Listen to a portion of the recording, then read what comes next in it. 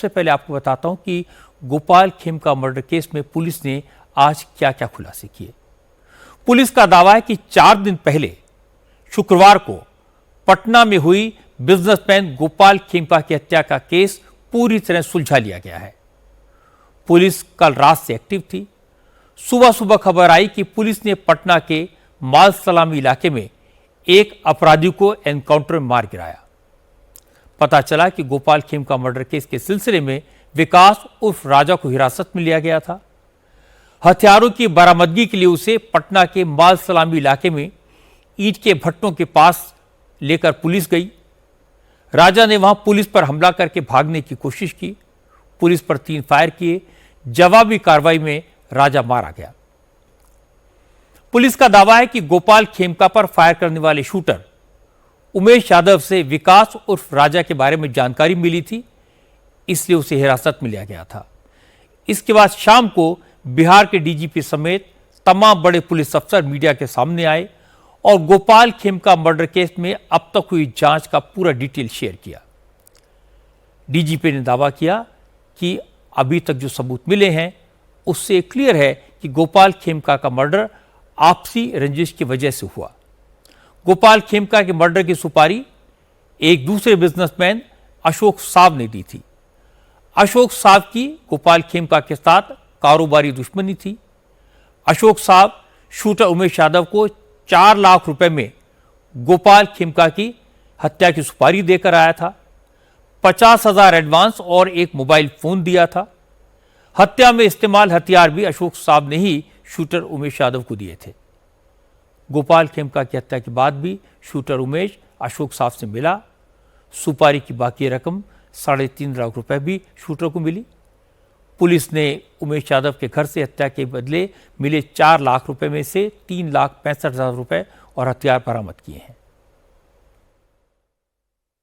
जब उनसे गहन पूछताछ की गई, इसके बारे में गहराई से पूछताछ की गई तो उनके द्वारा इस घटना की संलिप्तता स्वीकार की गई। जब इनसे और पूछताछ की गई तो बताया ये कि अशोक साव का नाम लिए, ये इनको करीब 1.5 साल से जानते थे। दोनों ही बिहार शरीफ के थे और एक शादी के फंक्शन में मिले थे। तब से ये उनके लिए छोटा मोटा काम करते थे। करीब 1.5 महीना पहले इस षड्यंत्र को रचा गया था और इसमें इनको पहले लाया गया था कि ये शूटर और हथियार को इंतजाम करे। इस क्रम में पैसे भी दिए गए थे और इसमें बताया गया था अग्रिम में 50,000 रुपये दिए गए थे और बाकी काम होने के बाद 4 लाख की बात हुई थी। इसमें ये पहले अपने आसपास के जो शूटर रहे हैं उनसे कांटेक्ट किए। ये उसी क्रम में इनके इलाके में रहने वाले विकास उर्फ राजा से मुलाकात हुई। इसमें उनसे सेटिंग करने की कोशिश की गई। राजा के द्वारा जो डिमांड किया गया था तो इनको लगा कि इससे अच्छा ये स्वयं ही ये घटना कर ले और इसलिए ये हथियार जो इनको अशोक साव जी के द्वारा ही दिया गया था वो हथियार लिए और अशोक साव के द्वारा इनको उनके दिनचर्या के बारे में बताया गया। ये एक रेगुलर था कि वो 8 बजे के आसपास बांकीपुर क्लब जाते थे और वहाँ से करीब 11:30 बजे के आसपास वो स्वयं अपनी गाड़ी को ड्राइव करते हुए आते थे। जैसी गाड़ी आई ये उसने फायर किया और चला गया। अगले दिन जैसे पहले से तय था इन लोगों के द्वारा ये लोग जेपी गंगा पथ पर मिले, ये और अशोक साव मालसामी थाना क्षेत्र में। वहां पे बची हुई 3.5 लाख रुपए इनके द्वारा दी गई। अब सवाल यह कि अशोक साव है कौन, ये क्या करता है, इसकी गोपाल खेमका से क्या दुश्मनी थी, इतनी दुश्मनी कि मर्डर करा दिया। अशोक साव भी एक व्यापारी है, जमीनों की खरीद फरोख्त करता है। पुलिस का दावा है कि अशोक साव का क्रिमिनल बैकग्राउंड भी है। उसके खिलाफ कई मामले दर्ज हैं। मर्डर के केसेस में अशोक साव का नाम पहले भी आ चुका है। वो जेल भी गया था। पुलिस को अशोक साव के घर से बड़ी तादाद में जमीनों के कागजात मिले। उसके फोन से कुछ कॉल रिकॉर्डिंग्स मिली जिसमें वो जमीनों के सौदे के लिए लोगों को धमकाता हुआ सुनाई दे रहा है। इसमें गोपाल खेमका के साथ बातचीत है या नहीं, ये जांच की बात पता चलेगा। पुलिस का कहना है कि अशोक साव ने पटना में एक फ्लैट किराए पर लिया जिसका इस्तेमाल वो बिजनेस डीलिंग्स के लिए करता था। अशोक साव ने 1.5 महीने पहले गोपाल खेमका की हत्या की साजिश रची और उमेश यादव को 4 लाख रुपए में गोपाल खेमका की हत्या की सुपारी दी। गोपाल खेमका का पूरा रूटीन बताया। शुक्रवार को उमेश ने गोपाल खेमका को उनके घर के सामने गोली मार दी। पुलिस का कहना है कि अशोक साहब ने उमेश को एक फोन खरीद कर दिया, लेकिन इसका सिम शूटर उमेश यादव के नाम से ही लिया गया, जिससे इस केस में अशोक साहब का नाम कहीं ना आ सके। पुलिस का दावा है कि रंजिश जमीनी विवाद को लेकर थी, लेकिन किस जमीन को लेकर दुश्मनी हुई ये अभी पता नहीं चला है, क्योंकि अशोक साहब के घर से जो दस्तावेज मिले हैं, जो जमीनों के कागज मिले हैं और जो फोन कॉल की रिकॉर्डिंग्स मिली है, जब तक उनकी पूरी तरह छानबीन नहीं हो जाएगी इसके बारे में कुछ कहना मुश्किल है। गोपाल खेमका जी की मर्डर में जो तथ्य आए हैं वो इन्वेस्टिगेशन में शूटर पकड़ा गया है।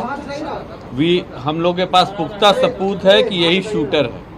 कौन उसको पैसा दिया, अशोक साव पैसा दिए, इसका भी पुख्ता सबूत है, मैचिंग है, बरामदगी भी है, बैलिस्टिक मैच भी हो जाएगी प्रॉपरली। अब जो आप कारण कई हो सकते हैं, इसमें समय लगेगा, काफी रिकॉर्ड्स जांच करने पड़ेगी, क्या डीलिंग्स थी कि किस पर्टिकुलर प्लॉट या फाइनेंशियल ट्रांजैक्शन को लेके विवाद है। दोनों बड़े व्यवसायी हैं। अशोक साहू जी को पहले भी क्वेश्चनिंग हुई है, कमालिया हत्याकांड में भी पुलिस इनको पूछताछ किया, संतोष टेबरीवाल वाले में भी इनसे संतोष टेबरीवाल वाला भी मर्डर केस में इनकी नाम उछली थी।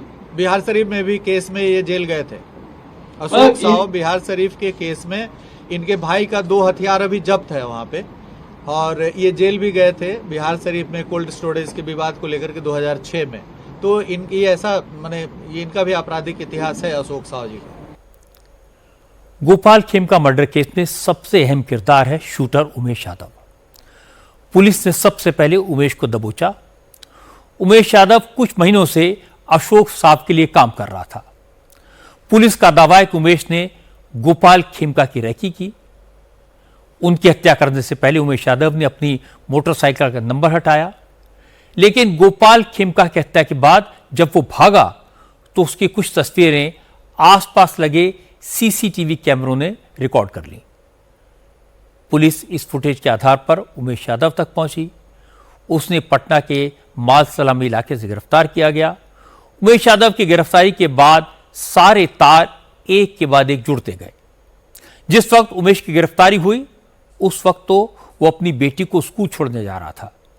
उसने पुलिस को बताया कि गोपाल खेमका पर गोली उसने ही चलाई थी, लेकिन इस मर्डर की पूरी प्लानिंग अशोक साहब ने की। अशोक साहब ने ही इस मर्डर के लिए पैसे दिए, हथियार दिए।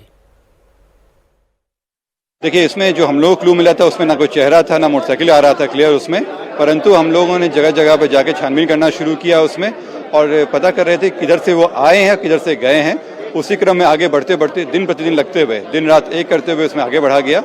साथ में लोकल सूचनाएं भी संकलन करते हुए कि कौन व्यक्ति हो सकते हैं, जो शरीर की बनावट थी उस तरह के व्यक्ति कौन हो सकते हैं, यह करते हुए हम लोग जीरो इन किए। और करते करते हम लोगों को मोटरसाइकिल पहले मिला, और मोटरसाइकिल में जहाँ पे था वहाँ पे जब सर्च किया गया तो व्यक्ति बरामद हुए। उसके बाद जब उमेश के पास आप पहुंचे, उमेश से पूछताछ हुई, उमेश ने क्या जानकारी? पहले तो उमेश ने बहुत सारी अलग बातें की, पर उनका जब वैज्ञानिक चीज़ों के साथ उनका सामना कराया गया एविडेंस के साथ, तो वो टूट गए और उन्होंने पूरी बातें बता दी उसमें। और फिर वो बताया कि कैसे कैसे घटना किए थे, हथियार कहाँ छिपा के रखे हैं, पैसे की डीलिंग कैसे हुई थी और पैसे कहाँ छिपा के रखे हैं। उन्हीं की निशानदेही पर पैसा भी, हथियार भी रिकवर किया गया। अशोक साव को भी आप लोगों ने पकड़ा था उदयगिरी अपार्टमेंट से। जब वहां पुलिस पहुंची थी तो क्या उस समय का दृश्य था, क्या मिला वहां से? अशोक साहब काफ़ी कॉन्फिडेंट थे कि उनकी बात सामने नहीं आएगी और उनका नाम नहीं आएगा, परंतु जब पुलिस वहां पहुंची तो वो भौचक्के रह गए उसमें, और इसी में उनके घर से जब हुआ तो सारी चीज़ें रिकवर हुई।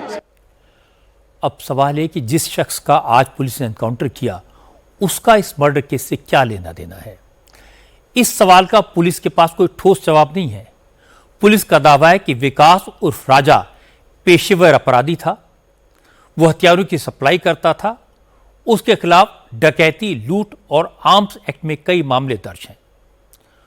गोपाल खेमका की हत्या के लिए शूटर उमेश यादव ने पहले विकास उर्फ राजा से बात की थी, उससे हथियार का इंतजाम करने को कहा था, लेकिन राजा ने ज्यादा पैसों की डिमांड की, इसलिए बात नहीं बनी। उमेश से पूछताछ में राजा का नाम आया, इसलिए पुलिस ने उसे भी हिरासत में लिया। पूछताछ में राजा ने पुलिस को बताया था कि उसने कुछ हथियार ईंट भट्टों के पास छुपाए हैं।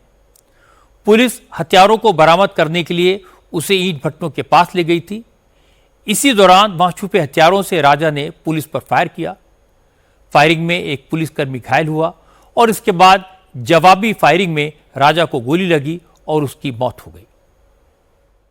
इस कांड के अनुसंधान के दौरान पुलिस के द्वारा जो सभी पहलू थे उन पर अनुसंधान किया गया था और उसमें जो शूटर है उसके द्वारा स्पष्ट किया गया था कि उसके लिए इस कांड को करने के लिए पहले उसने विकास उर्फ राजा से संपर्क किया था और जो सामान्यतः एक आपराधिक छवि का व्यक्ति है और हथियार इत्यादि सप्लाई करने का काम करता रहा। उसमें भी काफ़ी सारे ऐसे जो हत्या और गोलीकांड हैं उनके अंदर में शामिल रहा और उससे इसने हथियार प्राप्त करने का कोशिश किया था और उसके पास में हथियार उपलब्ध रहता है। इस मामले में पुलिस जब एक टीम थी उसने इस विकास उर्फ राजा के ठिकाने पे दबिश करी तो उसने वहाँ पर पुलिस के ऊपर में वहाँ से भागते हुए पुलिस के ऊपर में फायरिंग की, जिसके अंदर में जो सुबह जो घटना हुई है मुठभेड़ की, उस घटना में वो मारा गया है। राजा के एनकाउंटर की खबर मिलने के बाद उसके परिवार वाले उस जगह पहुंचे जहां एनकाउंटर हुआ था। राजा की मां ने कहा पुलिस कल रात राजा को घर से ले गई थी, उसका बेटा बेकसूर था, पुलिस ने उसकी हत्या की है। कुछ नहीं करेंगे को खाली जाके ले जाके पूछताछ करके छोड़ देंगे। हमरा आते कि खोज रहे मरसरामी थाने में नहीं बोल रहा है उसको जब क्या पता नहीं पता लगा, अभी भी पता नहीं रहा है। हम लोग अभी भी पता नहीं चला कोई कर रहा है कि काउंटर हो गया ऐसे हो गया। न्यूज में दे रहा है कि राजा मोबाइल पर खोज रहा में कोई नहीं बोली सके वकर जीएन का फोन कर दे। ये सिर्फ चेन्नई में काबिल चेन्नई के कार्ड है मेरे पास में। खेमका मर्डर केस की डिटेल बताती है कि बिहार में इंसान की जान की कोई कीमत नहीं है। जमीन का झगड़ा था, सुपारी दे दी गई, सिर्फ 4 लाख में शूटर मिल गया। शूटर हत्या करने के बाद बड़े आराम से निकल गया। अगले दिन बड़े इत्मीनान से अपनी बेटी को स्कूल छोड़ने जा रहा था। उसने छुपने की कोई कोशिश नहीं की। सब कुछ बड़ी आसानी से हो गया। अच्छी बात है कि अब पुलिस एक्शन में आई है। पॉलिटिकल प्रेशर है, मीडिया का दबाव है। पुलिस ने खुद ही बताया कि वो चाहे तो अपराधी को चुटकियों में पकड़ सकती है, एनकाउंटर भी कर सकती है। अब ये सिलसिला रुकना नहीं चाहिए। मामला सिर्फ एक हत्या का नहीं है, बिहार में हत्याओं और लूटपाट का एक उबाल आया हुआ है। बिहार पुलिस को अपना जलवा दिखाना चाहिए। चुनाव आएंगे जाएंगे, सरकारें बनेंगी बिगड़ेंगी, लेकिन पुलिस का इकबाल कायम रहना चाहिए।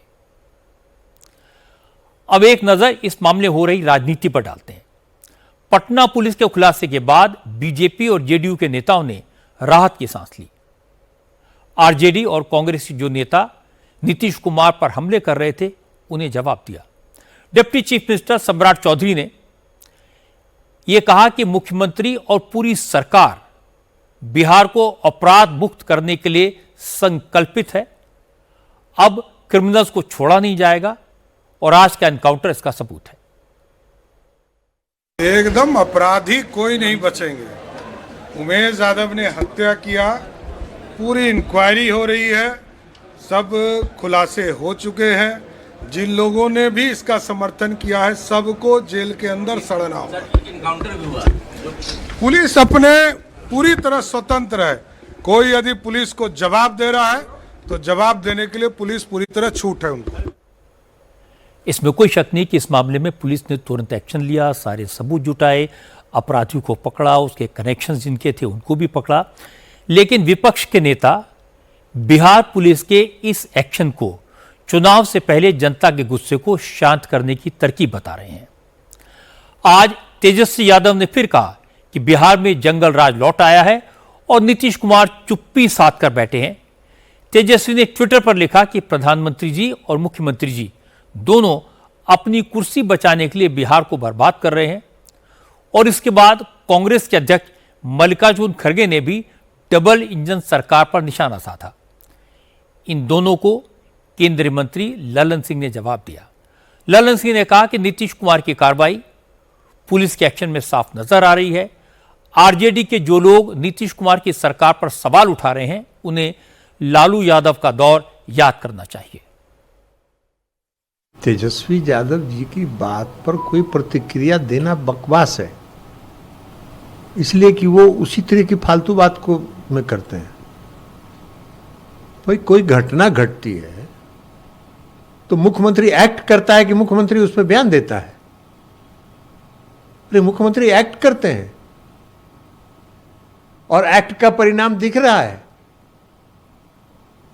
जरा तेजस्वी जी अपने पिता का और माता के राज को भी जरा याद देखे ना, जहां अपहरण का उद्योग चलता था, हर महीने कोई न कोई नरसंहार होता था। भुला गए? जिस स्वर्गीय गोपाल खेमका जी की हत्याकांड की बात कर रहे हैं, आज सारे अपराधी पकड़ा गए, सारा उद्भेदन हो गया। लालू जी की राज में कौन सा कार्रवाई होता था?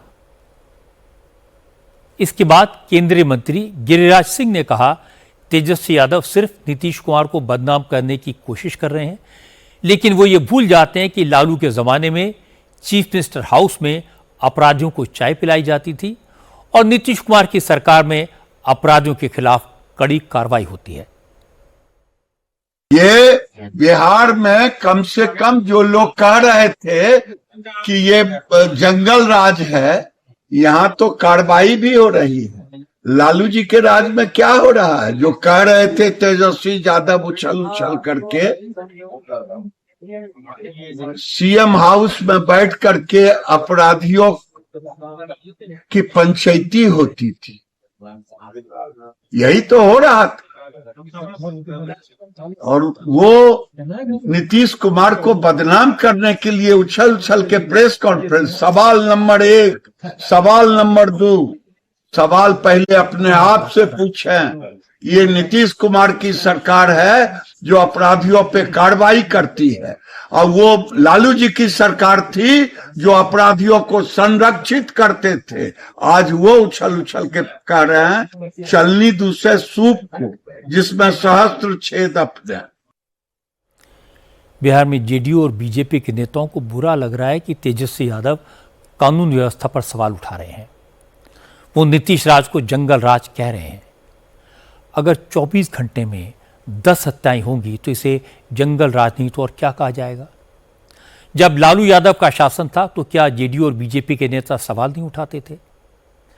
इस समय यह कहने से काम नहीं चलेगा कि मेरी कमीज तेरी कमीज से ज्यादा सफेद है। इस समय जो लोग सरकार में बैठे हैं उन्हें पूरी ताकत लगाकर बिहार में लॉ एंड ऑर्डर को सुधारना होगा। इस संकट को अवसर में बदलना होगा।